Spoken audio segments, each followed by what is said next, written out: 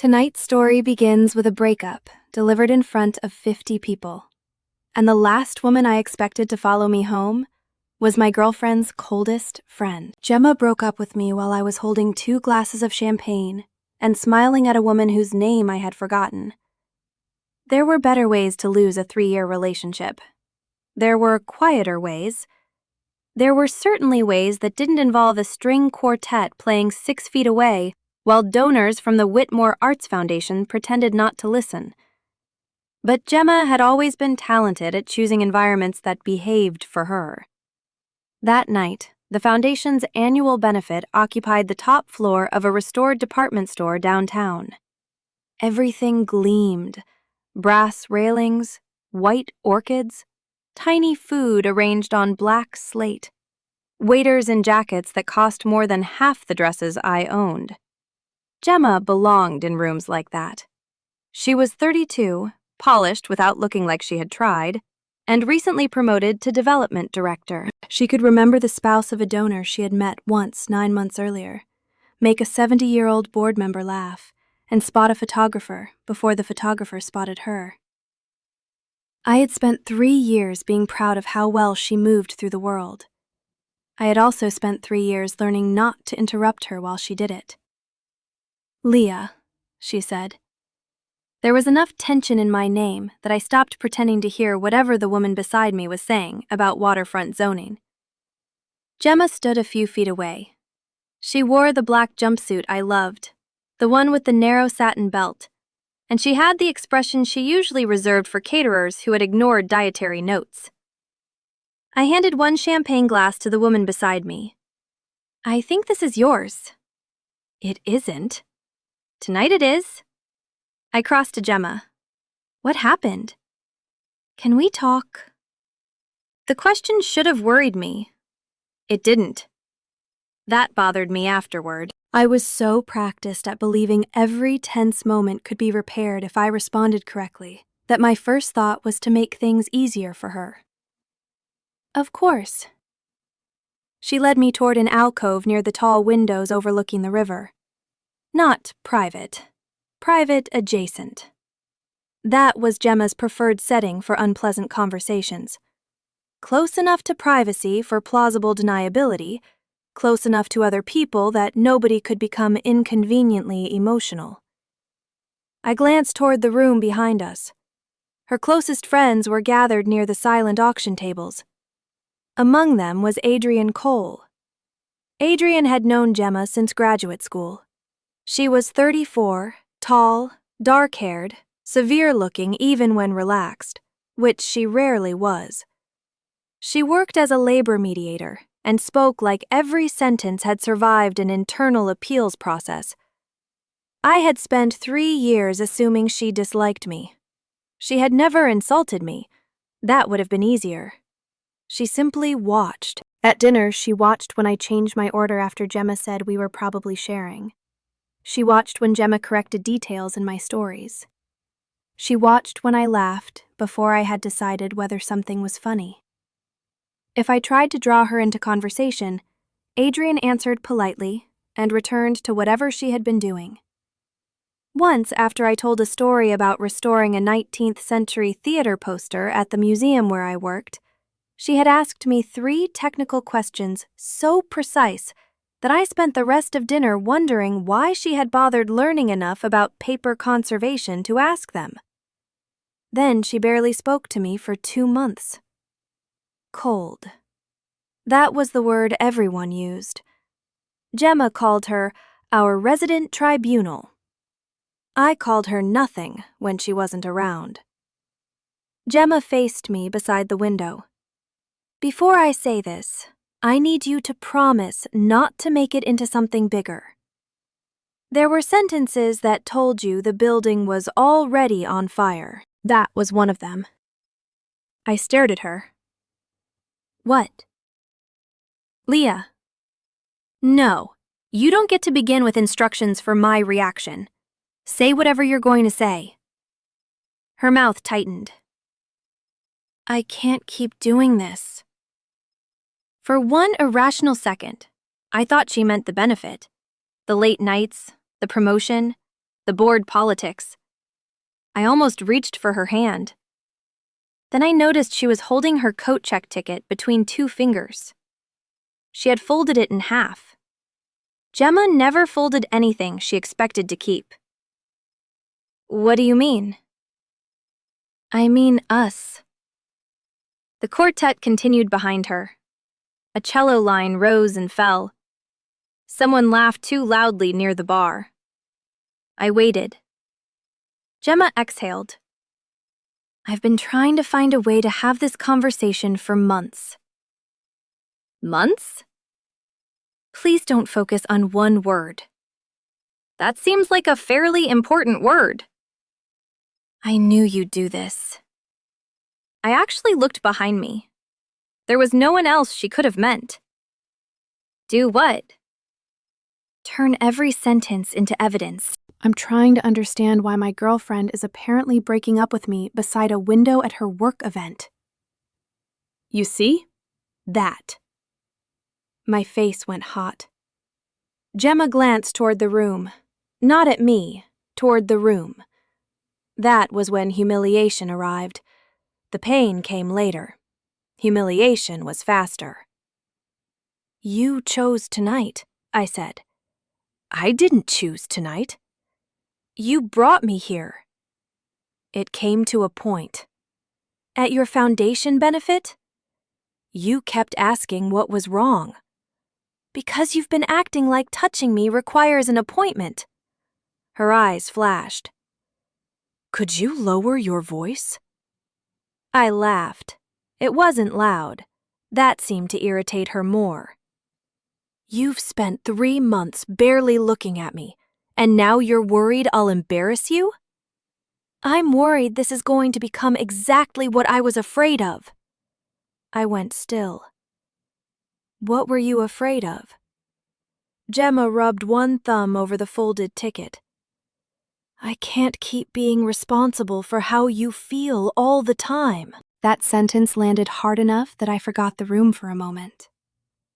I forgot the quartet. I forgot Adrienne. I forgot the champagne still in my hand. What? You need constant reassurance.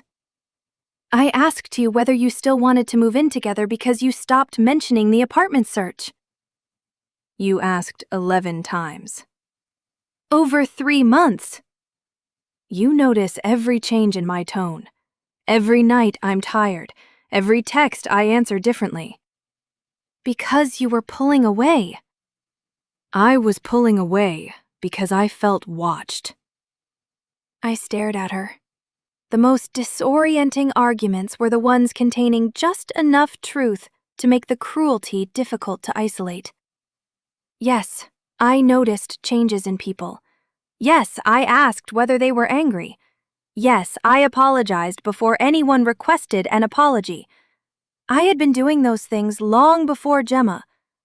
But standing there, I felt as if she had opened a cabinet inside me, pulled out every private insecurity, and arranged them under gallery lighting. You could have told me that privately. I tried. No, you told me you were stressed. I was stressed. You told me the promotion was exhausting. It was.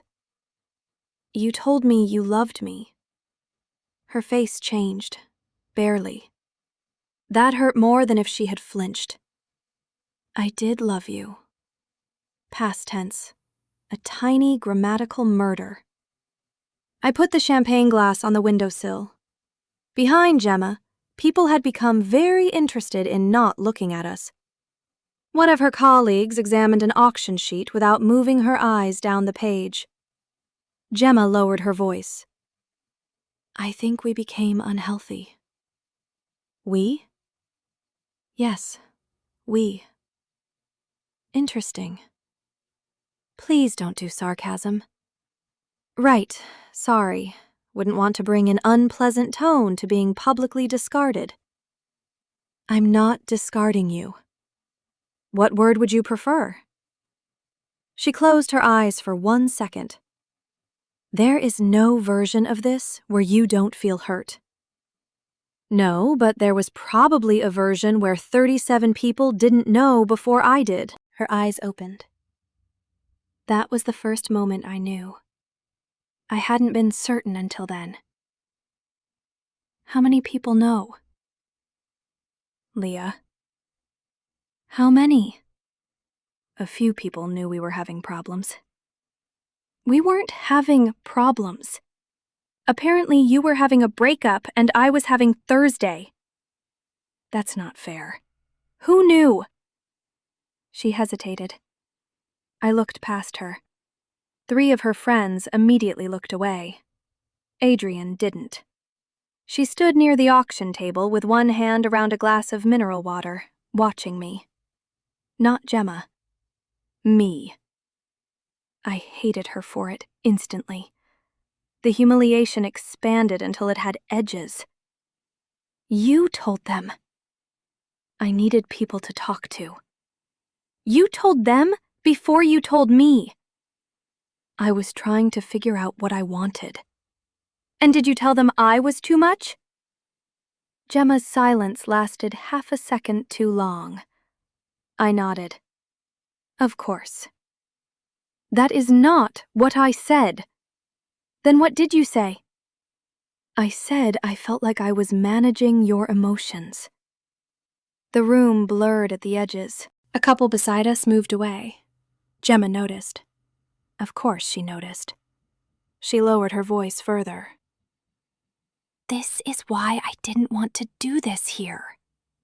Then why are we doing it here? Because when I tried to talk to you earlier, you said we should wait until after tonight, because tonight mattered to me. I remembered. In the car, she had said, "We need to talk soon." I had touched her knee and said, "Tomorrow. Tonight's your night." I had thought she wanted to discuss whether we renewed my lease or found a place together. I had spent the drive downtown telling her she looked beautiful. That memory made me feel stupid in a way anger couldn't protect. I stepped back. Gemma reached for my arm. I moved before she touched me. Don't. Leah, don't make that face now. What face? The one where you're suddenly worried about me. I am worried about you. Then maybe stop doing things that require worry afterward. Her expression hardened. There she was, the Gemma who could survive discomfort. I'm not going to apologize for ending a relationship that isn't right for me. I didn't ask you to. You're acting like I betrayed you by admitting I'm unhappy. No, I'm acting like you humiliated me by discussing my alleged defects with half the room before informing me I was single. It wasn't half the room. I stared at her. She immediately knew it had been the wrong thing to say. A laugh escaped me. Small. Ugly. Good distinction. I turned. Leah, wait. I didn't. People suddenly developed paths that kept them out of mine. I walked through the benefit with my shoulders straight because some ancient, furious part of me refused to let Gemma watch me run. Then my heel caught on the edge of a rug. The strap on my left shoe snapped. I stumbled. Not enough to fall. Enough for 2 people to reach toward me. I jerked away from them. Perfect. Absolutely perfect. I kicked off both shoes. A volunteer near the coat check stared at my bare feet. Ms. Sutton? My coat, please. He found my name, then hesitated. I believe your ticket. I don't have the ticket. Behind me, Gemma said my name again. I left without my coat. It was March. The pavement outside was freezing. I made it 2 blocks barefoot before I ordered a car. I cried only once I was inside it. Even then, I did it silently. That was the most embarrassing part. No one had asked me to be dignified. Gemma wasn't there. Her donors weren't there. Her friends weren't there. Still, I sat in the back of a stranger's sedan with my hands folded in my lap and tears sliding down my face, as if composure could still earn me something. My building was 12 minutes away. I spent all 12 staring at my reflection in the dark window. My lipstick had survived. My relationship hadn't. I found that offensively funny. The driver asked whether I was okay. I said, "Absolutely." Then I hated myself for saying it. My apartment was on the 3rd floor of a narrow brick building above a stationery shop. I unlocked the door, stepped inside, and left my shoes in the hallway because I had forgotten I wasn't wearing any. I stood there staring down at my bare feet. Then I laughed. Then the laugh folded into a sob so quickly I had to grip the small table beside the door. I hadn't cried like that in years. Not gracefully, not silently. My shoulders shook, my nose ran. Mascara finally surrendered. I made it to the kitchen and sat on the floor with my back against a cabinet. 3 years. 3 years of Sunday groceries.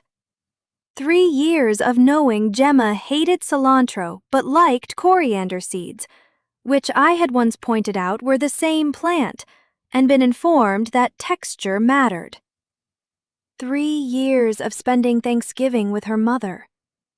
3 years of keeping an extra phone charger in my bag because she always forgot hers. 3 years of hearing, "We'll find our place when the timing is right." And apparently several months of everyone else knowing there would be no place. My phone lit up on the counter. Gemma. I watched it ring. It stopped. A message arrived. "Please let me know when you get home." I laughed again. Another message appeared. "I'm sorry tonight happened like that. Not that I did that it happened like that." I turned the phone face down. Someone knocked on my door. I froze. For one wild second, I thought Gemma had come after me. My anger stood up before I did.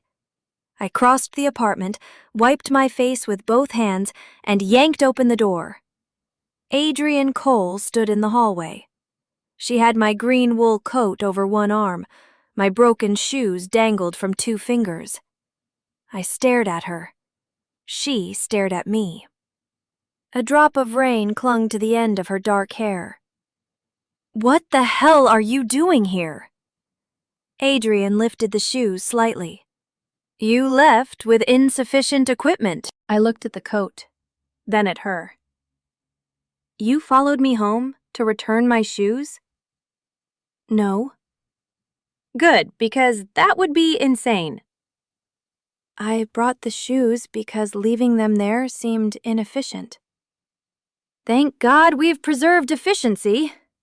Her mouth almost moved. Almost. Then she looked at my face. Whatever dry answer she had prepared disappeared. I hated that more. "Don't," I said. "I haven't said anything." "You're about to." "I'm actually trying very hard not to." "Then keep succeeding." She glanced down the hallway. "May I come in?" I laughed in disbelief. "No!" "All right." She handed me the coat. I took it. She didn't leave. "Good night." "Leah." My hand tightened around the door. "What?" Adrienne clicked the cap of the black fountain pen she always carried. Once. I had noticed the habit at dinners. One click before she said something difficult. Never twice. "I have something else in my car." I stared at her. If it's dignity, I'm not sure it'll fit through the door. "It's a box." "Whose?" "Yours." My sarcasm disappeared. "What?" "Gemma packed some of your things from her apartment." The hallway seemed to tilt. "When?" Adrienne didn't answer quickly enough. When? Yesterday. I stepped backward. She remained in the hall. Yesterday. Yes. She packed my things yesterday? Yes. And brought them tonight? No. Then why do you have them? Adrienne's jaw tightened. She put them in my trunk before the benefit. I couldn't speak for a few seconds. She did what? She asked me to bring them to you tomorrow. I stared at Adrienne. The pain of the breakup had been sharp. This was colder, more organized. Gemma had packed my toothbrush, my clothes, the ceramic mug I kept at her apartment. She had transferred my life into Adrienne's car like an administrative task. Then she had let me spend the evening beside her, believing we were still together. Why? She said she didn't want to do it herself. I let out a breath that sounded wrong. And you agreed? Adrienne looked at me directly. Yes. That answer hit harder because she didn't decorate it. You agreed. Yes. Wow. I know. No, I don't think you do. I probably don't. You people are unbelievable. Leah, no. You stood there tonight knowing. I knew she planned to end the relationship. And you watched me walk into that room. Yes. Did you know she was going to do it there? No. But you knew. Yes. I shoved the coat against her chest. She caught it. I don't want anything from you. I understand. No, you don't. You don't get to become the decent one because you drove my belongings across town. I'm not trying to. Then what are you doing? She went still. For the first time since I had known her, Adrienne seemed unsure how to speak. That frightened me more than her bluntness. Finally, she said, I'm trying to decide how much damage is caused by telling you the truth tonight, and how much is caused by leaving you alone with the version you were given. I stared at her. That sounded exactly like something a mediator would say. It's a professional defect. What truth? She looked toward my apartment. I followed her gaze, then back at her. If you ask to come in again, I'm closing the door. I wasn't going to ask. Good. I was going to tell you the box contains more than your things. My hand stayed on the edge of the door. What does that mean? Gemma put a folder in it. What folder? Emails? Apartment listings? Notes you left at her place? A few things she apparently didn't want to sort through. Why would there be emails? Printed emails. That's not an answer. No. Adrienne. She printed some of your messages several weeks ago. My stomach tightened. Why? She showed them to me. A long second passed. She showed you my messages? Yes. Private messages? Yes. I could barely hear my own voice. What kind? She wanted my opinion on whether she was being unreasonable about feeling pressured. Everything inside me went very still. What did you say? Adrienne clicked her pen once. I said she was being unfair. That wasn't what I expected. I stared at her. What? I told her that asking whether your partner still intended to move in with you after months of avoiding the subject was not emotional coercion. I said nothing. She disagreed. Why are you telling me this? Because tonight she told you a version of your relationship that placed all the emotional weight on you. And you think that's wrong? I think parts of it are wrong. Parts. Yes. She didn't soften it. That infuriated me. Wonderful. I'd hate to receive a biased ruling. Her eyes sharpened. You asked. I didn't ask for your analysis of my failed relationship. No. You asked why I'm here. That still doesn't explain it. No. Rain tapped against the window at the end of the hallway. Adrienne looked tired. Not sympathetic. Not superior. Tired. I came because I let Gemma make me part of the way she handled this, she said. I agreed to carry your belongings because I told myself it was practical. I listened while she described you in ways I knew were incomplete because I told myself it wasn't my relationship. Then I watched her choose a room full of people because she thought you would be less likely to react honestly in public. My throat tightened. She told you that? Not in those words. But you think that's why? I'm certain that's why. You're very certain about everyone else's motives. Yes. That must be convenient. It isn't. I looked at the coat still in her arms. You could have said something before tonight. Yes. You could have told me she was planning this. Yes. You didn't. No. Why? Adrienne's expression hardened, but not at me. Because I've spent most of my life confusing staying out of other people's messes with being principled. That was the first real thing she had ever told me. I didn't know what to do with it. She held my coat out again. This time I took it. Bring the box up, I said. Her eyebrows lifted. That isn't forgiveness. I didn't mistake it for that. Good.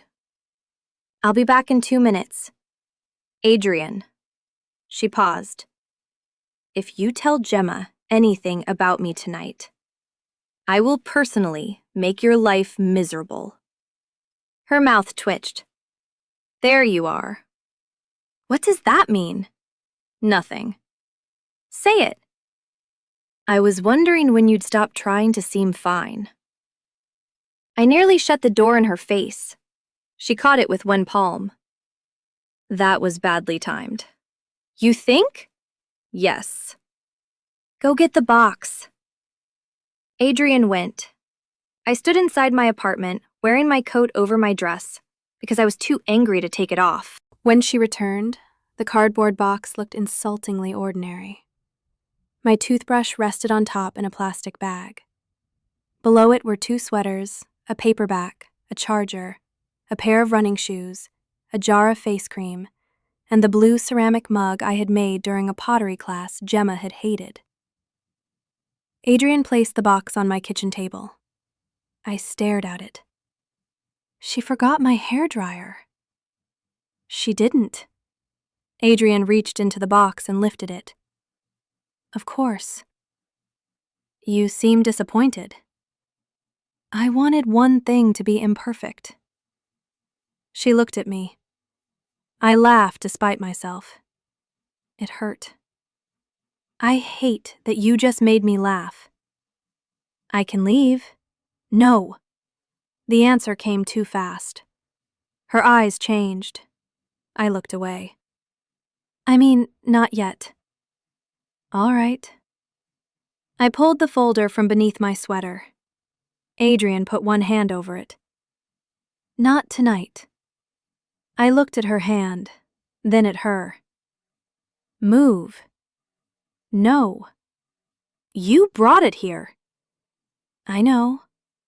It's mine. Technically, the messages are yours. The folder is Gemma's. Are you protecting her? No. I'm protecting you from reading 12 pages of selectively printed conversations at 1 in the morning while wearing formal clothes. I looked down. It was 11:42. You're very bossy for someone currently trespassing under provisional approval. I've been called worse. By me? Mostly by management attorneys. I sank into a kitchen chair. The adrenaline had drained out of me so quickly I felt hollow. Adrienne took the chair across from mine. She sat without leaning back. Of course. Even exhausted, she looked prepared to cross-examine furniture. What did she say about me? I asked. Adrienne rubbed the capped pen between her fingers. Enough that I don't think repeating it tonight would help. I'm not asking what would help. I know. That must be irritating. Extremely. I looked at the box. Did she stop loving me because I was too needy? Adrienne answered immediately. No. I looked up. You can't know that. No, but I know that sentence is designed to make you ask whether you could have behaved well enough to prevent her leaving. I swallowed. She said she couldn't keep managing my emotions. And did she? I laughed without humor. She listened to me. That wasn't my question. I rubbed my forehead. Adrienne waited. I hated how good she was at waiting. Finally, I said, I asked her if she was upset a lot. Yes. I checked in. Yes. I changed plans when she was stressed. Yes. I probably apologized too much. You definitely apologized too much. I stared at her. You noticed that? Everyone noticed that. The humiliation returned. Adrienne saw it immediately. That came out wrong. No, it came out perfectly. Leah. Everyone noticed. Not in the way you think. How do you know how I think? Because your face just did 6 separate things. Stop observing me. All right. She looked at the refrigerator. It was somehow worse. I wiped beneath my eyes. Did everyone think I was pathetic? No. Did you? Her gaze returned to me. No. The answer was quiet enough that I believed it before I wanted to. What did you think? Adrienne's thumb pressed against the pen cap. I thought you worked very hard to make Gemma comfortable. That sounds diplomatic. It isn't praise. I looked away. She had a difficult year. So did you. She got promoted. You restored 42 water-damaged works after the archive pipe burst. I stared at her. She shrugged slightly. Gemma complained about the smell in your coat for 2 weeks. You remember that? Yes. Why? Adrienne glanced at the folder, then at me. That question is part of why I followed you home. My pulse moved strangely. She stood. I stood, too. You can't say that and leave. I can. That's infuriating. I know. Adrienne. She slipped the pen into her bag. You've just lost a relationship you thought was permanent. You're furious with Gemma. And you're beginning to understand that you're also furious with me. Both are reasonable. I'm not going to add another emotionally complicated conversation because I want to relieve my conscience. I stared at her. You really know how to make concern sound hostile. It's useful in my profession. She moved toward the door. Why did you follow me? Adrienne stopped. Her back stayed to me for a moment. Then she turned. Because I watched Gemma use your fear of being difficult to keep you from reacting to what she was doing. The words hit somewhere I hadn't armored. She continued before I could answer. And because I knew you would go home and spend the night asking what you had done wrong. My throat tightened. How? She met my eyes. Because I've watched you do smaller versions of it for 3 years. That hurt. Not because it was cruel, because it was accurate. I opened the door. Good night, Adrienne. She nodded. Good night, Leah. She stepped into the hall. Then she looked back at my bare feet. Put socks on. I stared at her. She left before I could tell her to go to hell. I closed the door. For a long time, I stood with my forehead against it. Then I put socks on. I hated her for being right about that, too. The next morning, I woke on my couch with one earring still in, my formal dress twisted around my thighs, and Adrienne's sentence waiting for me before I remembered my own name. You would go home and spend the night asking what you had done wrong. I had, for hours. I had replayed every argument Gemma and I ever had, every question I had asked twice, every time I had sensed distance and tried to close it, every moment I had decided my own preference wasn't worth the friction of mentioning. The problem was that Adrienne's version didn't make me innocent. That would have been easier. Gemma had not invented my tendency to bend myself around other people. I had brought that talent into the relationship. I had been practicing since childhood. My father was the kind of man who could leave a room emotionally before his body moved. He didn't shout. He withdrew. As a child, I learned to monitor silence the way other kids monitored weather. At 14, I could tell from the way he put down his keys whether dinner would be normal. At 17, I knew his second marriage was ending 2 weeks before my stepmother told me. By 25, I could identify a partner's changing affection from punctuation. I had always considered this perception a gift, useful. Adrienne had called it fear. That made me angry enough to get out of bed. I went to work. Paper conservation rewarded patience and punished emotional chaos.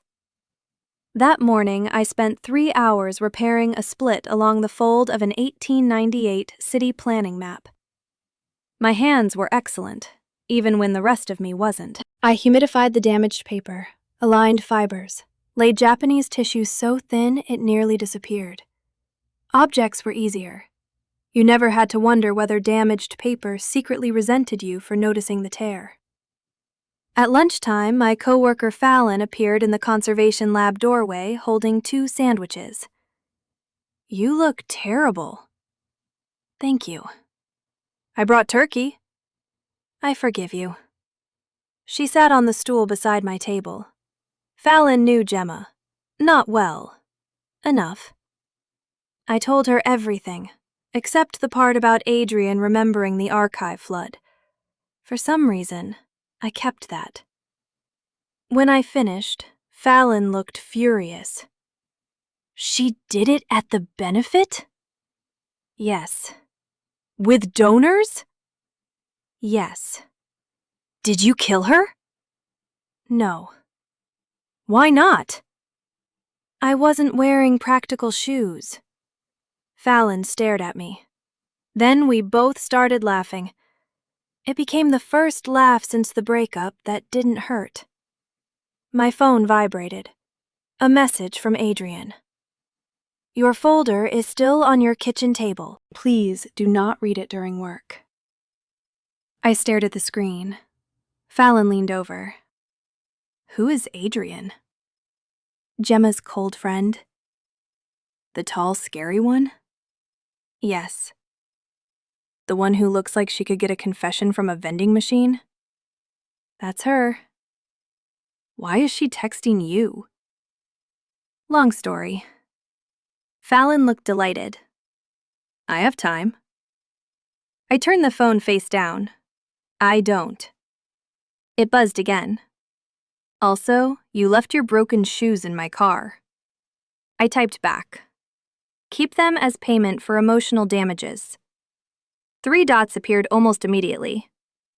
I don't believe they have resale value. I smiled. Fallon saw it. Oh. No. I didn't say anything. You made a sound. I breathed. You breathed judgmentally. That's not a thing. It absolutely is. Another message arrived. Gemma has asked whether I delivered the box. I have not answered. Do you want me to? My smile disappeared. I stared at the words. Then I typed, "Tell her yes." Nothing else. Adrienne replied, "Done." No advice. No question.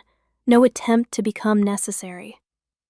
That mattered more than I wanted it to. That night, I read the folder. Adrienne had been right. It was a mistake.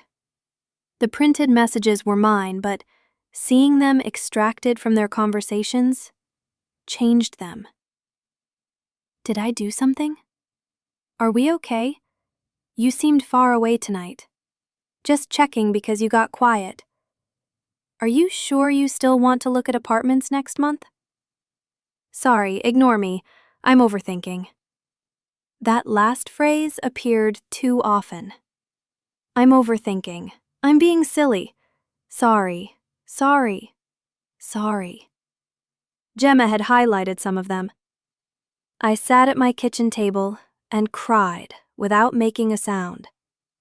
Not because the messages proved Gemma right, because they proved how scared I had been while pretending I was secure.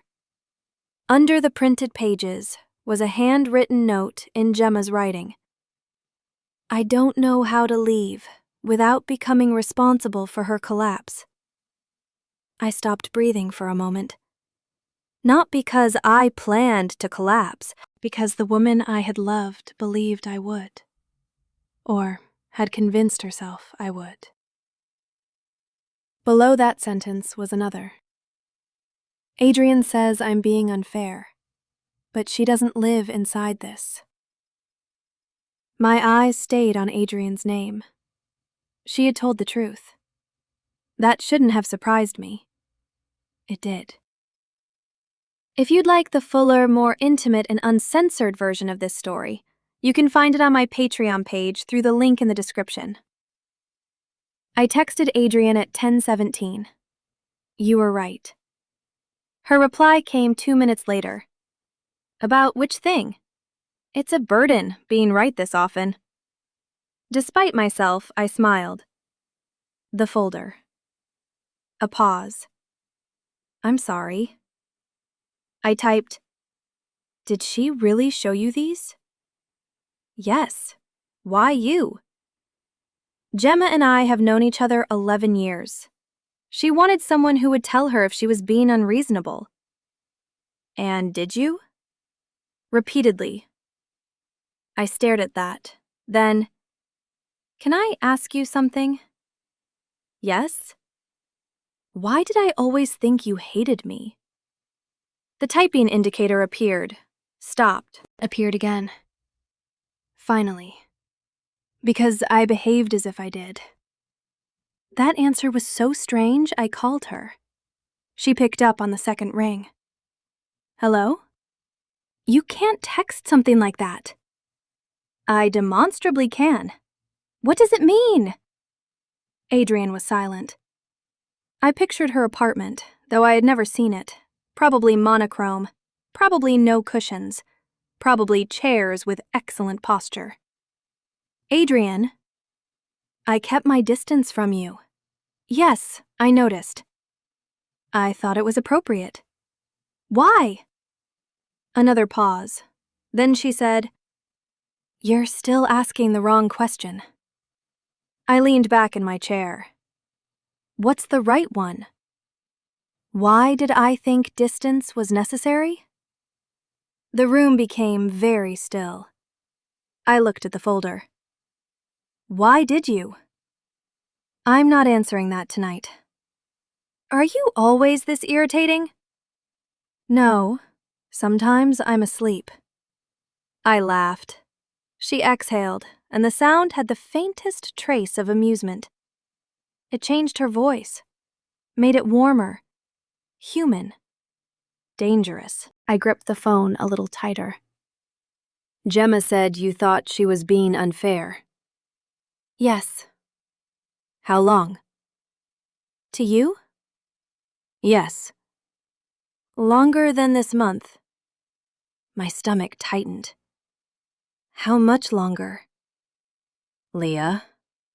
Tell me. Adrienne sighed. The first time I said something directly was about a year ago. I stood from the table. A year? Yes. What did you say? That she spoke about you as if your emotional needs were character flaws, while treating your willingness to accommodate hers as a relationship virtue. I stared at the wall. That sounds like you. It was less elegant at the time. What did she say? She told me I didn't understand your relationship. She wasn't wrong. No. The agreement irritated me. You really refuse to make anyone completely wrong, don't you? Occupational hazard. Gemma hurt me. Yes. She humiliated me. Yes. She talked about me behind my back.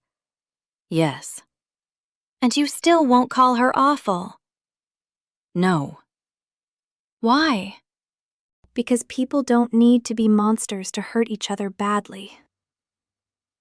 I sat down again. That sentence stayed between us.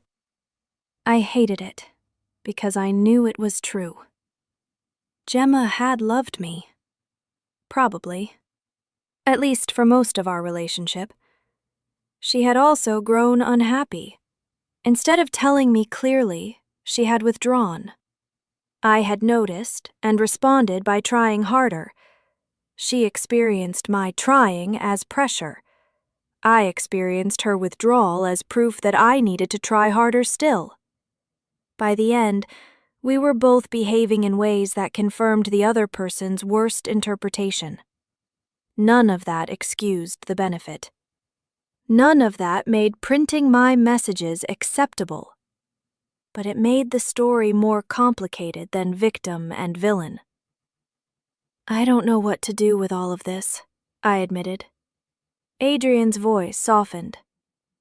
You don't have to do anything tonight. You always say tonight. Because people make terrible, permanent conclusions after 10 p.m. Is that professionally documented? No, personally. I hesitated. What does that mean? Another conversation. You ration information like wartime sugar. It creates character. In you or me? Yes. I laughed again. We stayed on the phone for 43 minutes. I knew because I checked afterward. We talked about everything except the obvious thing. Adrienne told me about a mediation that had lasted 9 hours because 2 managers could not agree on whether a storage room counted as a work area. I told her about the 19th century map I had repaired. She remembered the archive flood. I asked why. She avoided the answer. 2 days later, she appeared at the museum with my broken shoes in a paper bag. I found her waiting near the staff entrance at 5:30. You came all the way here for dead shoes? I was nearby. You work 14 blocks away. That qualifies as nearby in a city. I took the bag. You could have thrown them out. They're yours. The strap is snapped. You might be sentimental. About shoes? Adrienne glanced at me. You kept a movie ticket from your second date with Gemma for 2 years. I stopped walking. How do you know that? Her expression changed. I saw it once. Where? At your apartment. You've been inside my apartment once before the breakup. Yes. During Gemma's birthday. Yes. You were in my bedroom? No. Then where was the ticket? On the refrigerator. I remembered. It had been tucked beneath a magnet. So you read it. I have eyes. You're impossible. I hear that frequently. We walked toward the street. She wore a navy coat, dark trousers, and the same composed expression she always wore. But I had started noticing cracks in it. Not weaknesses. Effort. Adrienne wasn't naturally emotionless. She managed emotion. There was a difference. What are you doing for dinner? She asked. I looked at her. Is that pity? No. Guilt? Probably some. Attractive honesty. I'm trying something new, I smiled. Thai? She nodded toward a restaurant across the street. I was planning to eat there. Alone? I like eating alone. Of course you do. That sounded judgmental. It was. She held the door open. Dinner was awkward for 12 minutes. Then it wasn't. Adrienne ordered food spicy enough to make her eyes water and refused to admit it. I watched her drink half a glass of water. You're suffering. No. You're sweating. The restaurant is warm. It's March. Indoor climate is complex. I laughed. She looked offended. Then she laughed too. It startled me. Adrienne's laugh was lower than I expected, and completely unguarded. The first time I heard it, I realized how rarely Gemma had made her laugh. That felt disloyal, which was ridiculous. I was no longer dating Gemma. But grief didn't update itself just because relationship status did. Halfway through dinner, I asked, "Why did you become a mediator?" Adrienne wiped one thumb beneath her eye, where the chili had made it water. My parents were terrible at being married. That feels like a recruitment brochure. It wasn't intentional. What happened? They stayed together too long. I waited. Adrienne clicked her pen beneath the table. I heard it. She noticed me noticing. That's your tell, I said. What? The pen. I don't have a tell. You click it before you say something you don't want to say. No, I don't. You absolutely do. She put the pen away. Now you're defenseless.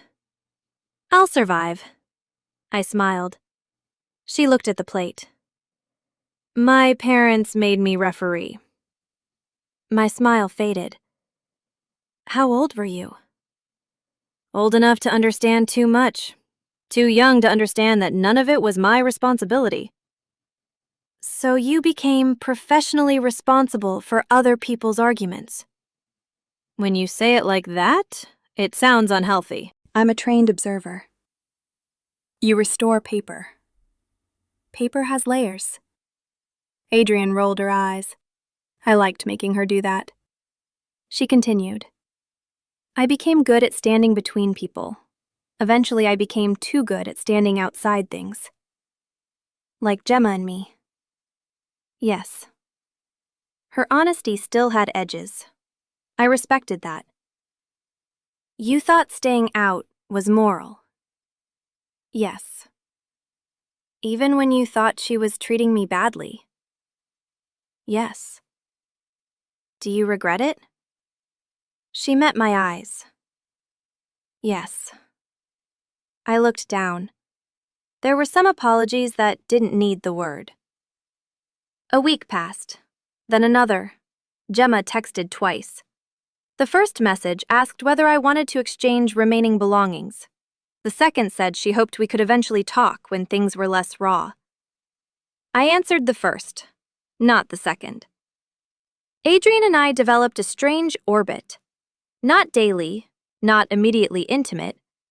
She sent me an article about a conservation project after a fire in Lisbon. I sent her a photograph of a ridiculous sign outside a mediation center that read, "Resolution starts here," and added, "threatening." She replied, "We prefer ominous." She came to the museum once for lunch.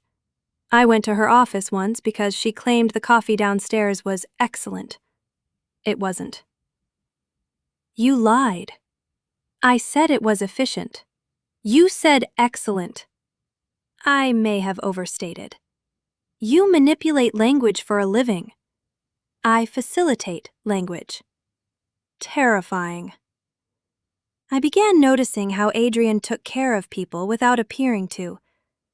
At restaurants, she moved the water toward whoever had emptied theirs. When Fallon joined us for lunch, Adrienne remembered she was vegetarian from one passing comment and chose somewhere with options without mentioning it.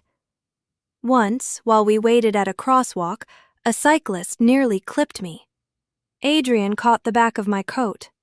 Her hand released me immediately.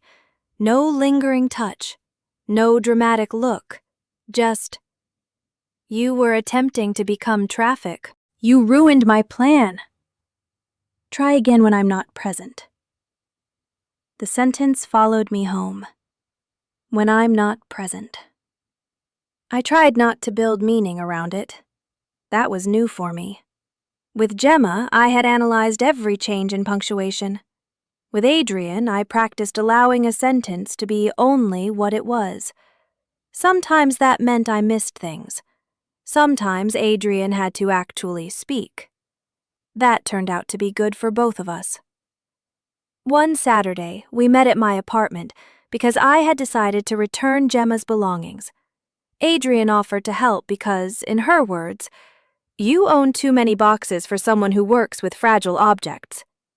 We sat on the floor sorting books, clothes, a blender Gemma had bought, and a framed photograph from a trip to Montreal. I picked up the photograph. Gemma stood behind me in it, her chin on my shoulder. We looked happy. I probably had been. That was another grief. I had spent the first 2 weeks after the breakup wanting the whole relationship declared fraudulent. It wasn't. We had loved each other. Then we had hurt each other. Those facts could occupy the same room. I put the photograph in the box. Adrienne watched without commenting. "Thank you," I said. "For what?" "Not telling me to throw it away." "I didn't think you needed instructions." "That might be the nicest thing you've ever said to me." "It wasn't intended as nice." "Don't ruin it." She reached for a sweater. I reached at the same time. Our hands touched. Neither of us moved. It was the first physical contact between us that lasted long enough to acknowledge. Adrienne looked at our hands, then at me. She moved first, not abruptly, deliberately. She stood. "I'm going to make coffee." I stared at her back. "You hate my coffee." "Yes." "So?" "I need an activity." That was the closest she had come to admitting attraction. My face warmed. "Adrienne," she stopped at the kitchen entrance. "Don't." I frowned. "Don't what?" She turned. Her face was controlled again. "Ask me a question I can't answer fairly while you're still sorting your ex-girlfriend's sweaters." I stared at her. She clicked the pen in her pocket. Once. "You do have a tell." "This isn't the moment, Leah." "For what?" Her jaw tightened. "That." "That what?" "You know." I stood. "No, actually. I'm trying to stop believing I know what other people are thinking." The sentence made her go still.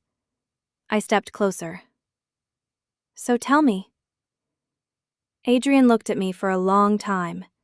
Then she said, "I'm attracted to you." No poetry. No performance. Just a fact. My mouth went dry. How long? That is a different question. Adrienne, you're still recovering from a 3-year relationship. I didn't ask whether you thought I should do anything about it. No. I asked how long. She looked away. That scared me. Before the breakup? Yes. My stomach dropped. How long before? Her silence gave me the answer before she spoke. About 2 years. I stepped back. 2 years. Every dinner, every cold look, every silence, every time I had thought she disliked me. You had feelings for me while I was with Gemma. Yes. And you never said anything. No. To me? No. To her? Absolutely not. I crossed my arms. Is that why you criticized how she treated me? Adrienne's face changed. No. How do I know that? Because I'm telling you. That's convenient. It's also the truth. You watched my relationship for 2 years while wanting me. Yes. And then the night it ended, you followed me home. Her face lost color. I saw the accusation land. That wasn't why. How do I know? Because I spent 2 years staying away from you, specifically so it wouldn't become why. Except you didn't stay away. You were always there. I was Gemma's friend. And now you're here. Yes. With me. Yes. Helping me pack her sweaters. Adrienne's voice sharpened. What would you like me to say? I don't know. That I planned this? I flinched. She continued, anger finally breaking through. That I waited around hoping Gemma would hurt you badly enough that I could step into the wreckage. I didn't say that. You're implying it. Because I don't know what any of this means. Neither do I. You always seem to. Well, I don't. Her voice rose for the first time I had ever heard. I don't know how to do this without being a terrible friend to someone I've known 11 years. I don't know how to care about you without wondering whether I am acting out guilt. I don't know whether helping you after the breakup made things better or whether I simply inserted myself into the most vulnerable month of your life because I couldn't tolerate watching from a distance anymore. I stared at her. She breathed once, hard. Then her voice lowered. But I know I did not cause your breakup. I know. And I know I did not encourage it. I know. And I know that every time I thought Gemma treated you unfairly, I hated myself for wondering whether my feelings made my judgment unreliable. That stopped me. Adrienne looked exhausted. That is why I kept distance, she said. Not because I disliked you. My throat tightened. Why me? Her expression closed. No. What? I'm not answering that question. Why? Because it turns you into an audition. I frowned. She stepped closer. You're asking me to provide evidence that makes you worth wanting. That's not what I'm doing. It is. You don't know that. I do, because I watched you do it with Gemma. The words cut. Adrienne regretted them immediately. I could see it. That didn't make them hurt less. Get out. Leah, get out! I shouldn't have said that. No, Apparently, you've spent years cataloging everything wrong with me. Why stop now? That isn't what I was doing. Please leave. She nodded once. That was the terrible thing about Adrienne. She respected boundaries, even when I wanted her to fight them. She picked up her coat. At the door, she stopped. I never thought there was anything wrong with you. I laughed bitterly. You just thought I was pathetic. No, she turned. I thought you were disappearing. I couldn't answer. She left. The door closed. I stood in the same place where she had stood the night she followed me home. This time, she didn't come back. The rupture lasted 12 days. I counted without admitting I was counting. Adrienne didn't text. Neither did I. The first 3 days, I was furious. The next 4, I was furious that I missed her. By day 8, the anger started separating into pieces. Some belonged to Adrienne. She had watched too much, known too much, stayed silent too long. Some belonged to Gemma. Some belonged to me. The hardest piece was mine. Adrienne had been right about the question. Why me? I had asked it expecting a list I could use. Funny enough, smart enough, beautiful enough, kind enough, useful enough. A list that would explain why someone might choose me, and therefore reassure me that if I maintained the qualities on the list, they would continue choosing me. I had spent years turning love into performance metrics. Gemma had benefited from that, but she had not invented it. On the 10th day, Gemma asked to meet. I almost said no. Then I realized refusing because I feared discomfort was another form of letting fear decide for me. We met at a coffee shop near the river. She looked different. Not physically. Without the context of us, I saw her more clearly. Gemma had always been beautiful. She was still beautiful. That no longer felt personally relevant. Thank you for coming, she said. I sat. You wanted to talk? She wrapped both hands around her coffee. I owe you an apology. Yes.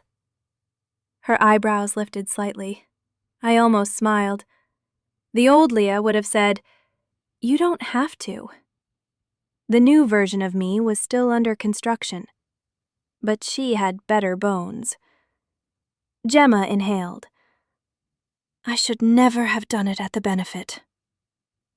No. I convinced myself a public place would keep things calm.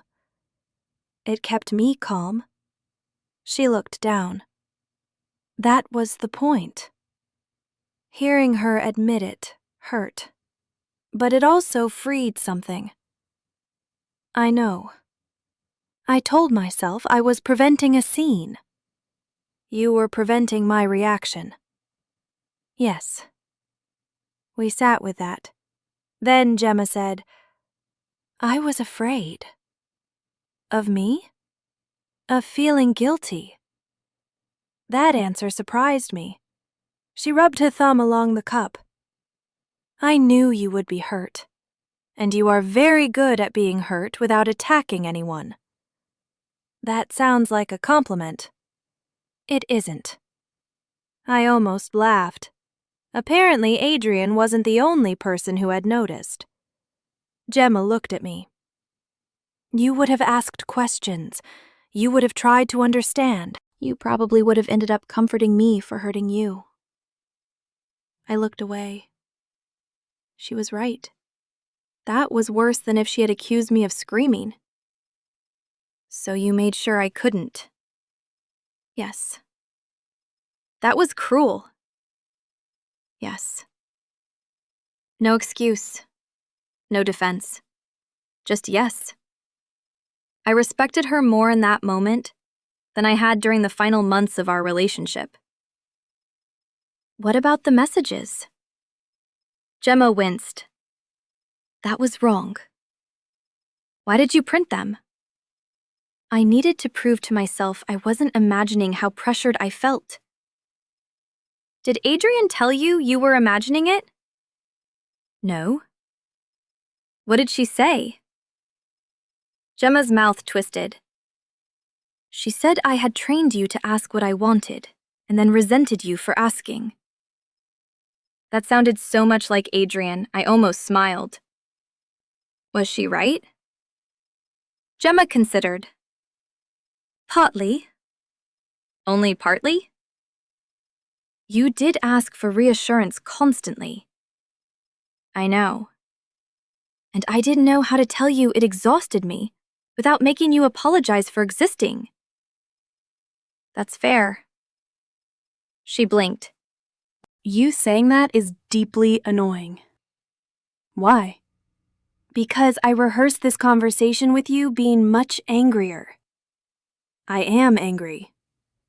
You're calm. Those aren't opposites.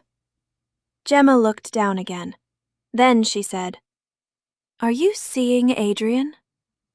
The question made my whole body tense. No.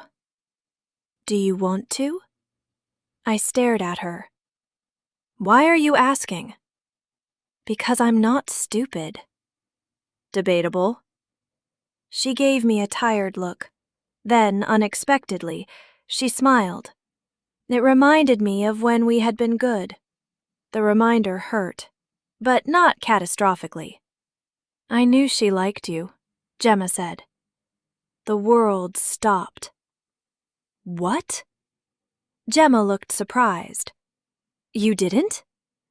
No. Oh. When did you know? I didn't know. Not exactly. Gemma? She never said anything. Ever. But Adrienne doesn't dislike people loudly. I frowned. What does that mean?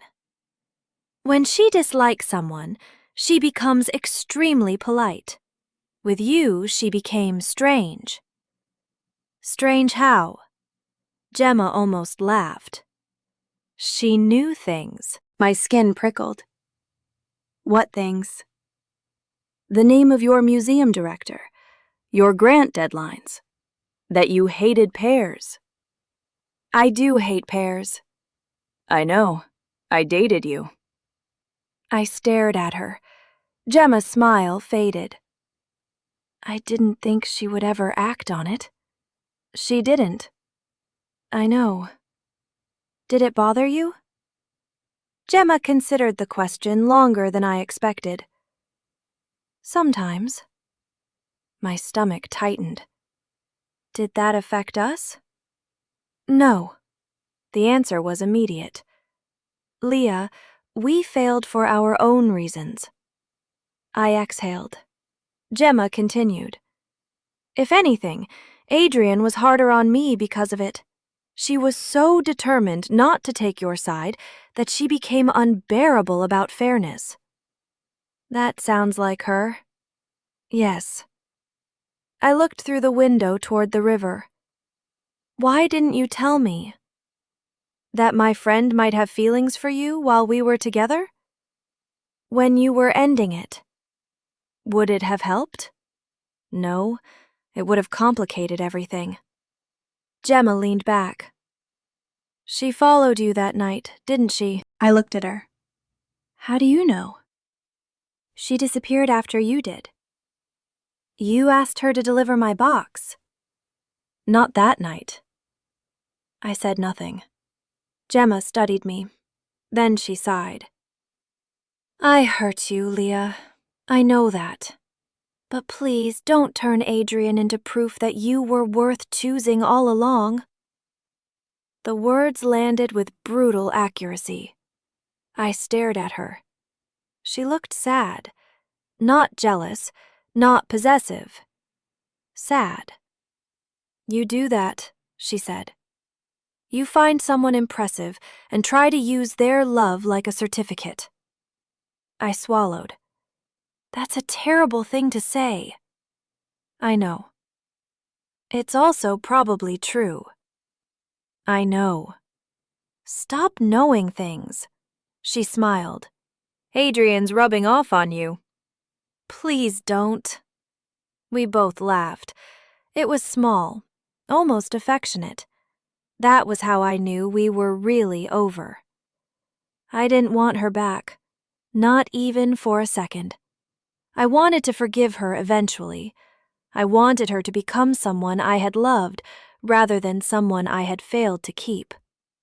Those were different things. When we stood to leave, Gemma touched my arm. I let her. I am sorry, she said. I know. And, for the record? What? The green coat was always better than the gray one. I stared at her. You spent 3 years telling me the gray one looked more sophisticated. I was wrong. You're admitting that now? I'm trying something new. I laughed. Then I walked away. I did not text Adrienne immediately. That mattered. I went home. I cooked dinner. I watched half a documentary and hated it. I turned it off because I hated it, not because someone else did. The distinction was absurdly satisfying. Then I picked up my phone. I wrote, "Are you free tomorrow?" Adrienne answered 6 minutes later. Yes. No punctuation games, no delayed strategy, just yes. We met the next afternoon at a public garden near her office. It was windy enough that nobody romantic would have chosen it. That felt appropriate. Adrienne sat on a bench, wearing a charcoal coat, her hands folded between her knees. I stopped in front of her. You picked an unpleasant location. I thought open air would reduce the risk of you throwing objects. I've never thrown anything at you. You considered the broken shoes. That's true. I sat beside her. For a while, we watched people walk past. Then I said, I saw Gemma. Adrienne's posture changed slightly. How was it? Useful. That sounds ominous. It was. I turned toward her. She knew. Adrienne frowned. Knew what? That you had feelings for me. Color rose slowly along Adrienne's neck. It was fascinating. You can blush. Apparently. She said you never told her. I didn't. I believe you. Adrienne looked at me. The wind pushed a strand of hair across her cheek. She tucked it behind her ear. Thank you. I was awful to you. You were hurt. Don't excuse me. I wasn't. I accused you of waiting for us to fail. Yes. You didn't. No. I'm sorry. Adrienne nodded. Thank you. I smiled faintly. You're supposed to say it's okay. It wasn't. I laughed. There you are. Unfortunately. I looked down at my hands. I also figured something out. Adrienne waited. I could hear the old reflex trying to form the perfect sentence, the one least likely to be rejected. I let it fail. I like you. Adrienne went very still. I continued. And I don't know if that's smart. I don't know if it's too soon.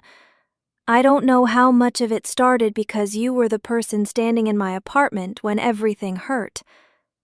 But I know I missed you for 12 days, and not because I needed someone to rescue me. Her eyes stayed on mine. I don't want to be rescued. I know. I need you to know I mean that. I do. I'm also not interested in becoming your moral redemption project. Adrienne's mouth tightened. Fair. And I'm not going to date someone who decides what's best for me and calls it restraint. That one landed. She nodded slowly. Also fair. So if you think this is wrong, say it. Adrienne looked away toward the path. For a long time, she said nothing. Then she clicked her pen. Once. I smiled. She glared at me. Don't.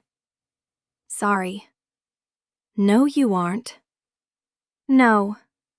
She took the pen from her pocket and placed it beside her on the bench. Then she looked at me. I think wanting you while you were with Gemma was morally irrelevant because I never acted on it. I nodded. I think following you home was partly guilt and partly concern. I waited. And partly because watching you walk out of that room alone felt unbearable. My throat tightened. She continued. I think I have spent years congratulating myself for restraint, when sometimes restraint was simply fear wearing better clothes. I didn't move. I think you are 6 weeks out of a serious relationship. 7. Of course you counted. I work with dates. You work with paper. Continue. Adrienne's mouth twitched. I think beginning anything now would require us to be unusually honest. I can do unusually honest.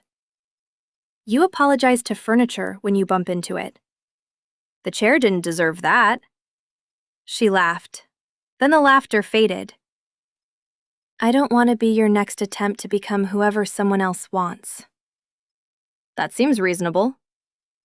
And I don't want you to be my reward for finally doing one brave thing. I nodded. That seems reasonable too. So I don't know what the correct thing is. I looked at her. Do you always need the correct thing? She was silent.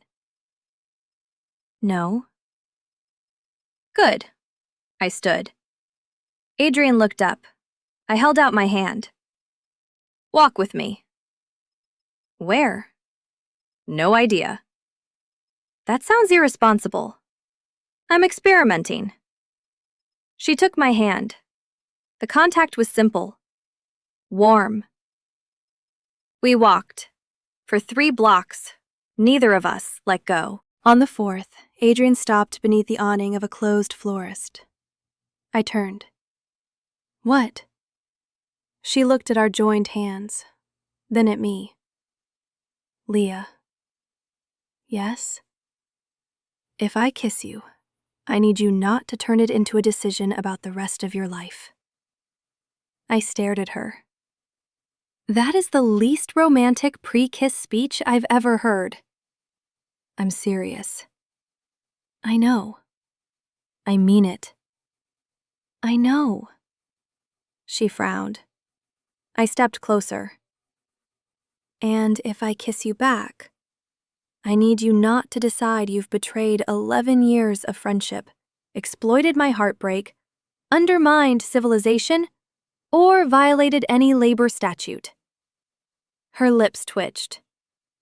I can't promise the last one without research. Adrienne. All right.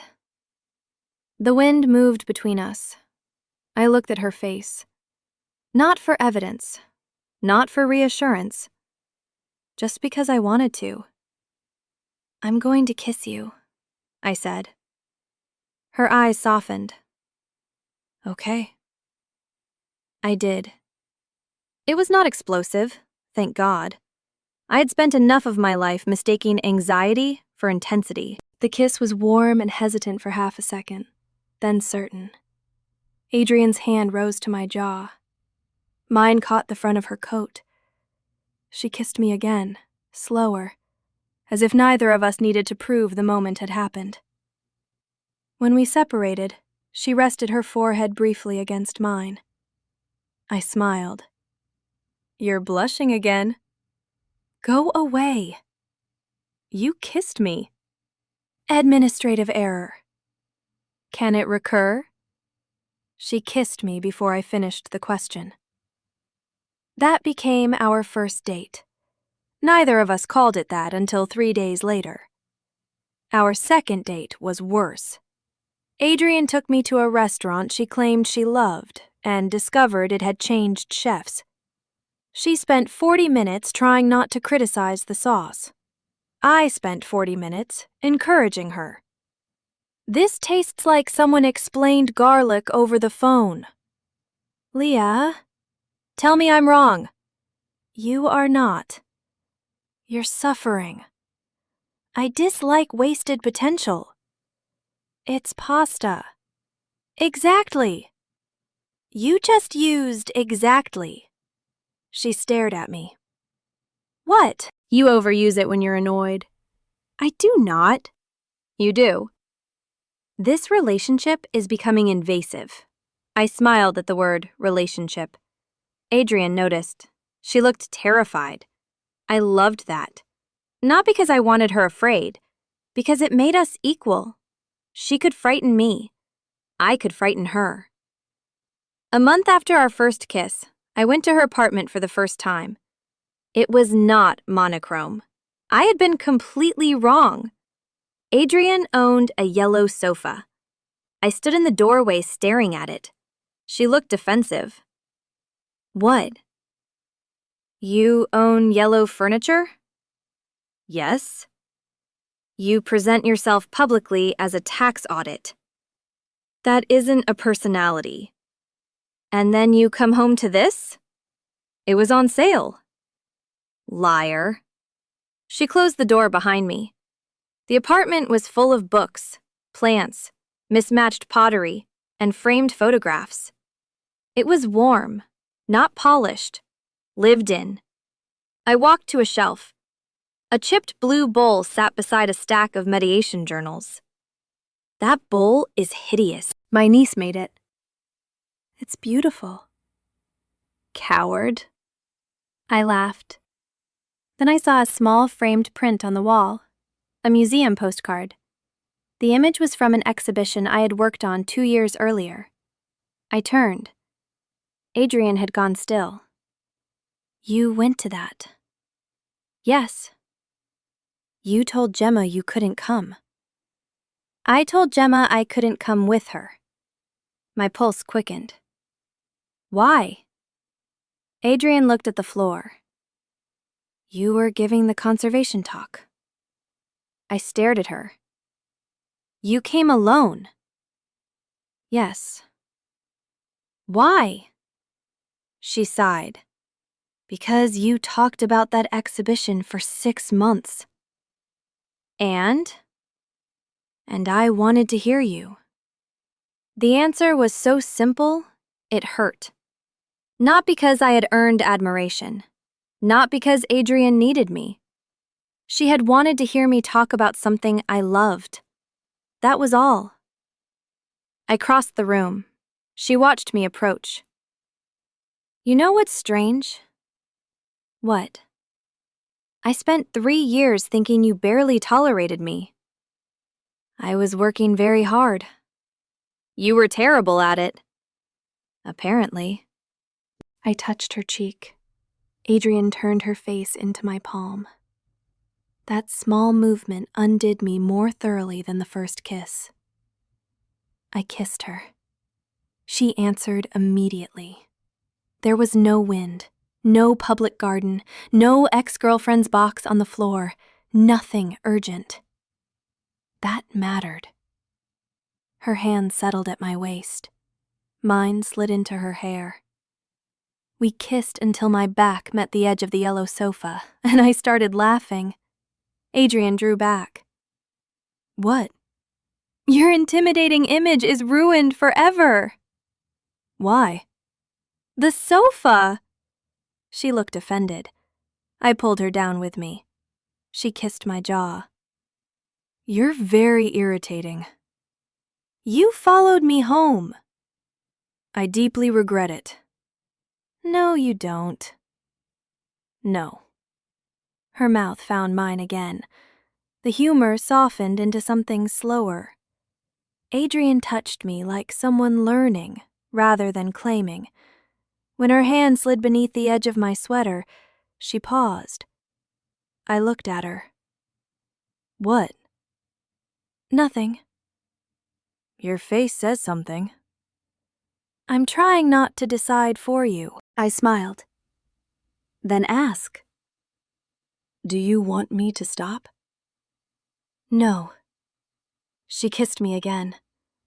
Later, clothes were left where they fell. The yellow sofa became less funny, and the room narrowed to warmth, skin, mouths, and the strange relief of wanting without bargaining. When the night moved beyond words, we let it. I woke before Adrienne. Morning light came through the blinds. For several seconds, I panicked. Not dramatically, old reflex. Where was I? What had I done? What did this mean? Then Adrienne shifted beside me. One arm was tucked beneath her pillow. Her hair covered half her face. She looked younger asleep, less defended. I felt affection rise. Then fear arrived behind it. What if I ruined this? What if I wanted too much? What if last night changed everything? I sat up. Adrienne opened one eye. Where are you going? Bathroom. That sounded false. I looked at her. You're terrifying before coffee. So I've been told. I hesitated. Then I forced myself to speak before I could manufacture a more acceptable version. I'm scared. Adrienne opened both eyes. Of me? No. Good. That wasn't the expected response. I'm not at my best before 7. I smiled. Then I said, I'm scared I'm going to do the same thing. What thing? Start monitoring you. Start trying to become easy. Adrienne sat up. The sheet gathered around her waist. Then don't. I almost laughed. Excellent therapeutic intervention. I'm serious. I don't know how. You tell me what you want. And if you don't want the same thing, then we discover disagreement. You make it sound very ordinary. It is. I stared at her.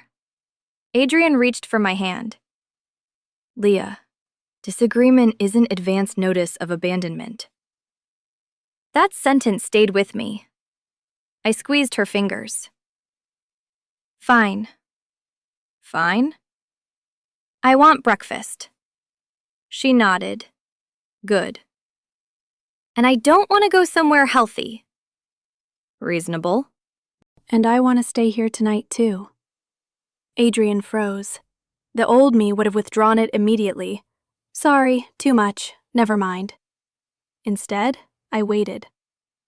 Adrienne exhaled. I can't tonight. Fear flared. Then she continued. My niece has a school concert. I promised my sister. Oh. But I want you here tomorrow. The fear passed through. It didn't kill me. Okay. Adrienne smiled. Look at that. What? We disagreed and remained alive. Don't get smug.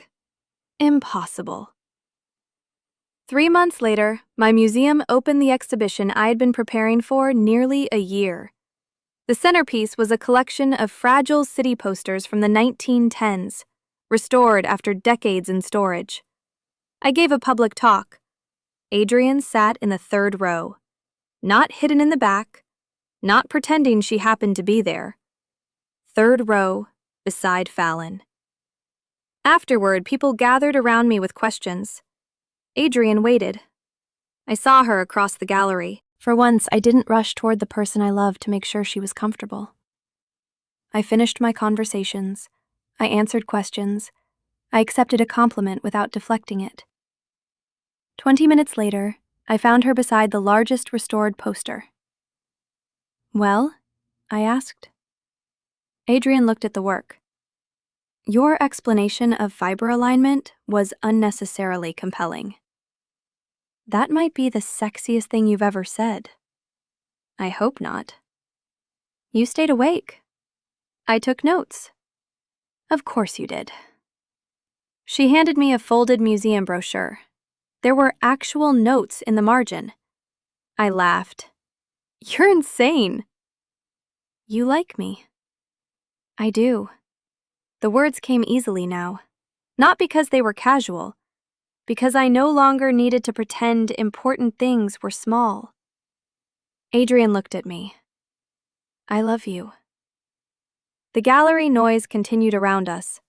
No dramatic silence, no perfect music. I stared at her. She looked alarmed by her own sentence. Was that planned? No. You hate unplanned statements. Yes. I smiled. I love you too. Adrienne exhaled. That was unpleasant. Terrible. I see why people avoid it. I took her hand. You're shaking. I am not. You are. Professional fatigue. You haven't worked today. She glared at me. I kissed her cheek. Across the gallery, Fallon made an obscene celebratory gesture with both hands. Adrienne saw. I dislike your coworker. She likes you. That doesn't improve matters. Another 3 months passed. Gemma and Adrienne did not return to what they had been. That was a loss Adrienne had to grieve. I didn't fix it for her. That was difficult. Sometimes she came to my apartment after seeing Gemma with their old group and became quieter. I learned to ask one question. Do you want company or solutions? The first time, Adrienne stared at me. That is alarmingly healthy. Answer. Company. So I sat beside her. I didn't make tea unless she asked. I didn't tell her Gemma was wrong. I didn't try to make her sadness disappear so I could feel secure again. Eventually, Gemma and Adrienne found a different form of friendship. Less intimate. More honest. I was not part of the negotiation. That might have been my greatest achievement. Near the end of summer, Adrienne and I went to dinner with some of the same people who had been at the benefit. Not because we wanted a triumphant return, because one of our friends was moving to Chicago. The restaurant was casual. No quartet, no donors, no orchids. Halfway through the evening, Gemma arrived late. She saw us sitting together. There was a brief pause. Then she smiled. Not brightly, not painfully, just enough. I smiled back. That was all. After dinner, rain had started. I stood under the awning while people separated into taxis and trains. Adrienne was still inside paying because she claimed splitting 9 people's bill required supervision. I put on my green wool coat, the same one she had carried to my door the night Gemma left me. I still wore it. The lining had torn near one pocket. One button was loose. I loved it more because it had survived being unfashionable. Gemma stepped outside beside me. Still wearing the green one? Religiously. I created a monster. You created nothing. I said it lightly, but we both heard the truth beneath it. Gemma nodded. You look good, Leah. So do you. She glanced through the window toward Adrienne. Take care of each other. I smiled. We try not to make it a job. Gemma laughed. That's probably wise. Her car arrived. She hugged me. I let her. Then she left. I watched the car disappear around the corner. No ache followed it. Just memory. Adrienne came outside a minute later. You abandoned me with arithmetic.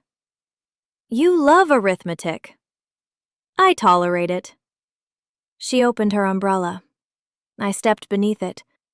We walked toward my apartment. Halfway there, I realized she had gone 3 blocks past the turn for hers. You know your place is the other direction. Yes. You're following me home. Adrienne looked straight ahead. It appears so. Again. Yes. Should I be concerned? Probably. I smiled. At my building, I stopped beneath the awning. Rain tapped against the umbrella. The stationery shop downstairs was dark. Adrienne closed the umbrella. 7 months earlier, she had stood in this doorway, holding my broken shoes and the coat I had left behind. I had thought she had followed me because she pitied me. Then because she felt guilty. Then because she had wanted me. The full answer had been less simple. She had followed because Gemma had made her part of something she regretted. Because she had finally recognized silence as a choice. Because she knew I would turn Gemma's cruelty inward if someone didn't interrupt me. Because she cared about me. And yes, because wanting me had made leaving me alone harder. None of those reasons erased the others. People were rarely moved by one clean motive. Love wasn't clean either. It was better when it was honest. I looked at Adrienne. You know what you did wrong the first time you followed me here? Her eyebrows lifted. I assume you've prepared a list? You brought my broken shoes. They were yours. They were garbage. You're sentimental. I threw them away the next morning. Adrienne looked genuinely offended. I drove 20 minutes with those. You should have known better. I did not. I touched the front of her coat. You also told me to put on socks. You needed socks. You were unbearable. You let me inside. Eventually. She smiled. There was nothing cold about her when she smiled at me now. Or maybe there never had been. Maybe I had simply mistaken control for absence because I had spent so long believing love needed constant proof. I unlocked the building door. Adrienne waited. I looked back. What? I'm waiting for an invitation. I laughed. You've slept here 4 nights this week. I'm respecting boundaries. You're being annoying. Those can coexist. I held the door open. Come home with me. Adrienne stepped inside. This time, she wasn't carrying my belongings. She wasn't cleaning up someone else's damage. She wasn't following because she was afraid to leave me alone. She was there because I had asked. And I had asked because I wanted her there. That difference had taken me 30 years to learn. It was worth learning. Adrienne reached for my hand as we climbed the stairs. I let her take it. Then I pulled her closer. Not because I was afraid she would leave. Because she was there. And because, finally, being chosen no longer felt like proof that I was worth something. It felt like what it should have been all along. A choice I was making, too.